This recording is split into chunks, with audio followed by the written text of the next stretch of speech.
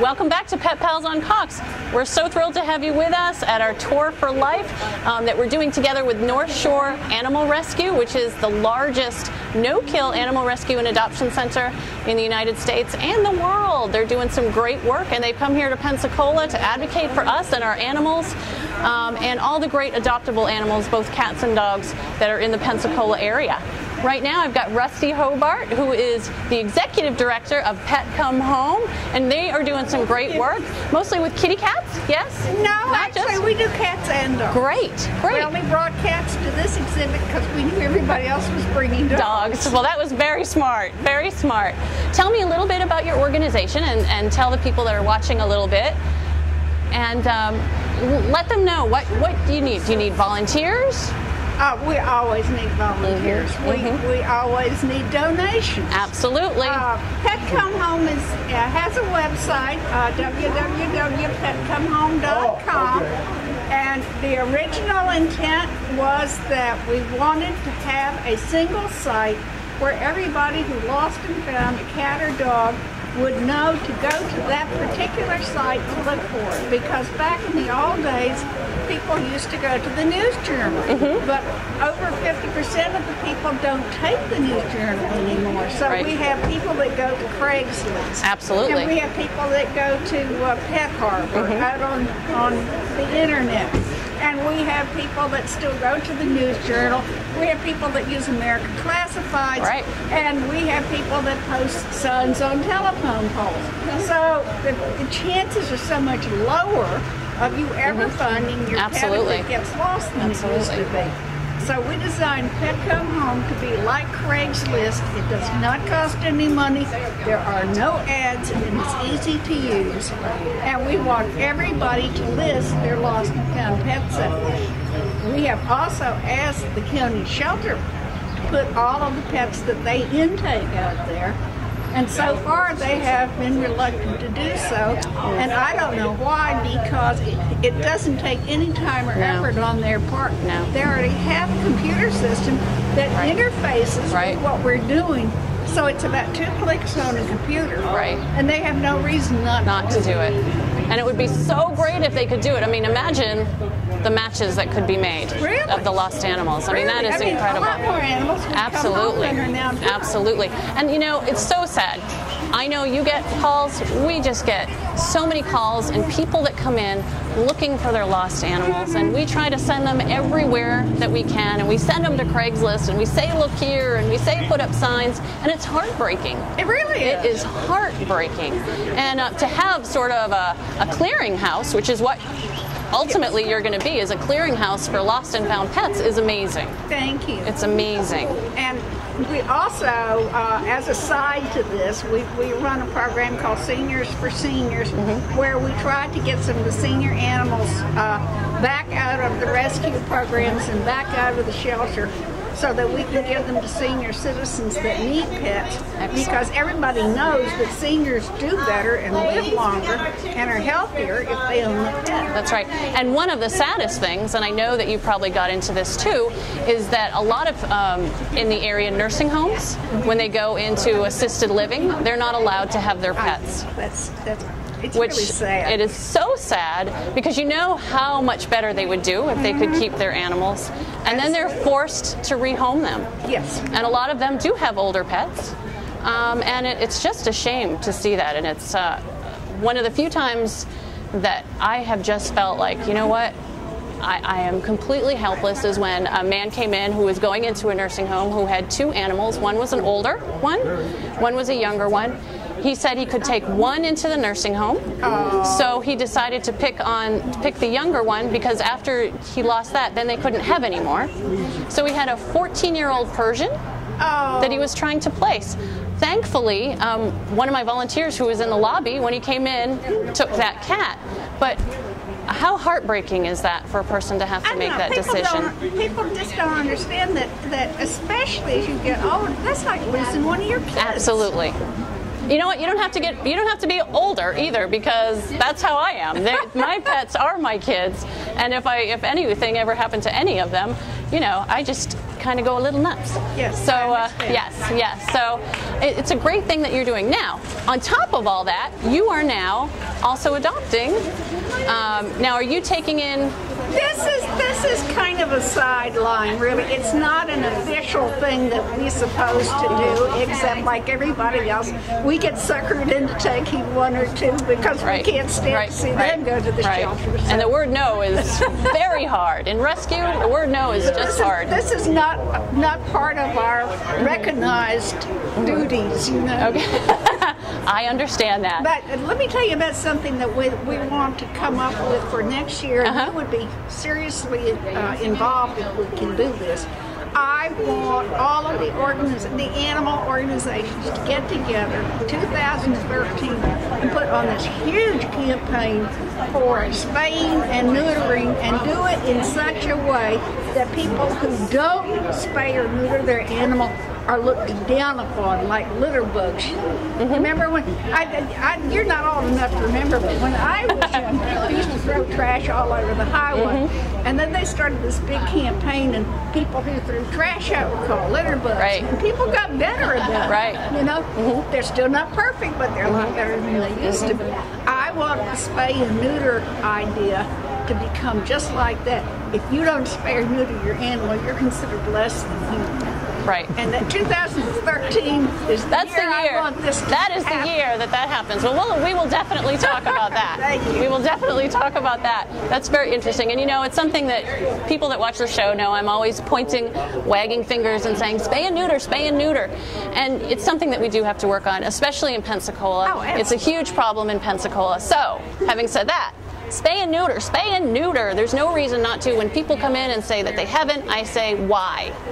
Why haven't you done it? That's the question. So thanks. And you know, this is the first time I've actually met Rusty today, and so I hope to work with you in the future, and it's great. Give it a try. PetComeHome.com. Right. If you lose a pet, if you found a pet, if you have friends or neighbors or family that have, start using it. The only way these things get rolling is if people start using it. Tell everybody about it. Thanks so much for being here. Thank you. And we'll be right back with Pet Pals.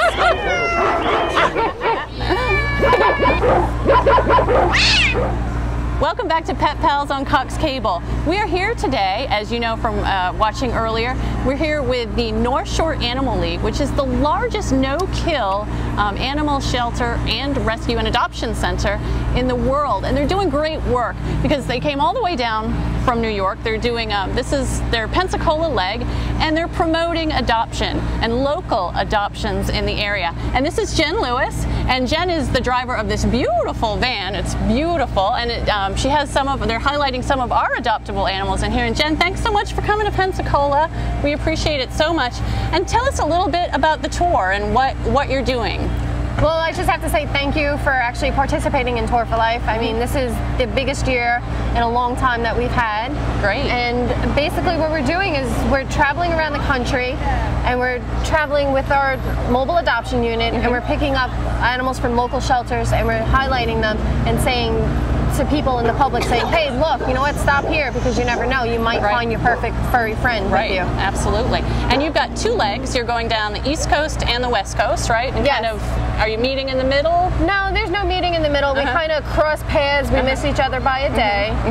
But, you know, we're each on our life-saving mission, you know, definitely across, because this happens to be the world's largest cooperative adoption program. Excellent. And we just want to make sure that as many people understand like what it is and what it entails to adopt an animal, and we want them to come down. Like, even if they can't adopt that day, at least they know where the shelter is. They know that if there's any rescues in their area, that they might find that for everyone.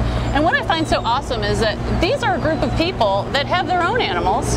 They have their own shelter. They're doing all kinds of the same things that we do, except on a grandiose level, and they're still coming out into the States and promoting all of us, and that is such a wonderful thing. And how many years has the Tour for Life been going? This is actually our 11th annual Tour for Life, and I myself have been doing it for about 6 years. This is my 6th year, and every year it's meeting new people, meeting new faces, and meeting little new furry ones that we're trying to find homes for. And I mean, it's just truly, truly amazing. And especially working with different shelters all across the country. And, you know, you get to see the country and you get to, you know, you get to interact with people. And, you know, and our biggest thing is education, because that's what we want people to understand. It's like, you know, we're not invading space. We're not bringing animals from New York and trying to adopt them here. We're not bringing, you know, we definitely want the local market to understand that it's all about you guys. You know, yes, we're here, we have our big truck, you know, our name's on it, but today, you know, it's about the Humane Society of Pensacola. And the great thing is that North Shore Animal League America, we want to work with so many different groups, and we want them to understand, you know, we're here for everyone. We're here for all the animals, that ones that can't speak for themselves. And we have a great sponsor in Purina and Purina One. And, you know, without them and without them helping us along the way, you know, from the education that we're doing to the nutrition that Purina is providing, I mean, it's just, it's a whole cooperative program that, you know, it's really touching a lot of people, because I've had people come up to me and say, oh, I didn't know this Dachshund rescue was in my area. I didn't know that, you know, there was a Great Dane rescue in my area. I didn't know where the shelter was located. And it's like, here, you know, take a flyer. If you can't adopt today, you know, stop by, drop off a bag of food, drop off a bag of litter. You got old towels and blankets, bring them on down, you know, because they can always be used. Absolutely. And you've got one of ours here today. Yes, apparently I have a new best friend. I know. This is Finn. He is fabulous. He's a little Chihuahua mix. He's very friendly. You got to be careful. He's all tongue. he's a little bit forward. But he would make a great dog, probably with an older family. Not so much with the little kids. He's just great. The bat ears, love the bat ears. And the little mask, he's just adorable. These are the animals that the North Shore Animal League is helping. And it's just so fantastic to me. When you called us, we were kind of like, what? But you guys have been great to work with, and we hope we can do it another year. I just think it's wonderful, and you'll be able to see that they've got this great van, and I hope we can get some video of that. And they've got they just picked up our animals at the shelter. They made it so easy for us to be here, and they have them showcased here. It's air conditioned. The dogs are having fun. They're meeting a lot of people. It's really fantastic and so much fun. And if you missed it, we'll do it again next year. Just keep looking out for it. And it's just fantastic. And, you know, I have to go into my little spiel about the Humane Society of Pensacola. You know, come on down. You can volunteer your time. We love your time. We love your money. We'll always take your money. Bedding, kitty litter, food. On our website, www.humanesocietyofpensacola.org, you have our wish list. You have our adoptable dogs. You can have the volunteer application. There's a lot of resources there too for local spaying and neutering. Don't forget to spay and neuter. As we talked to Frankie before, the Junior Humane Society, you can get spay and neuter vouchers from the Junior Humane Society. You can get spay and neuter low cost done at Escambia County shelter. Please do it. It's so important. And I know Jen is right there with me. Spay and neuter, please. It's just very, very important. And it's the only way really that we're going to get out of this overpopulation problem. Pensacola needs more support in spay and neutering, and you know, the Humane Society of Pensacola hopes to get a little bit more active in that this year. But do it, no reason not to do it. Come on down 5 North Q Street. We're behind the fire station, right under a bridge. We're like little gnomes. We're kind of tucked there behind the bridge, but come on down. We're not on Fairfield. We are on 5 North Q Street. So come on down, tell them I sent you. Look at our puppies, look at our kitties, volunteer, give us a check. Do it all. It's been great being with you. It's been great being with Jen. Thanks so much. Come on back.